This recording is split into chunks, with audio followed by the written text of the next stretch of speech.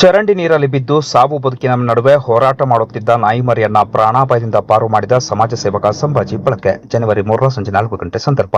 ಬಾಗಲಕೋಟೆ ಜಿಲ್ಲೆಯ ಜಮಖಂಡಿ ನಗರದ ಹೊರವಲಯದಲ್ಲಿರುವ ಲಂಡ್ಯಾನಹಳ್ಳ ಎಂಬ ಚರಂಡಿಯಲ್ಲಿ ನಾಯಿಮರಿ ಬಿದ್ದು ಸಾವು ಬದುಕಿನ ನಡುವೆ ಹೋರಾಡುತ್ತಿರುವುದನ್ನು ಕಂಡು ಸಮಾಜ ಸೇವಕ ಸಂಭಾಜಿ ಬಳಕೆ ಅವರು ಹಗ್ಗದ ಸಹಾಯದಿಂದ ನಾಯಿಮರಿಯನ್ನ ಹೊರತೆಗೆಯುವುದರ ಮೂಲಕ ಮಾನವೀಯತೆಯನ್ನು ಮೆರೆದಿದ್ದಾರೆ.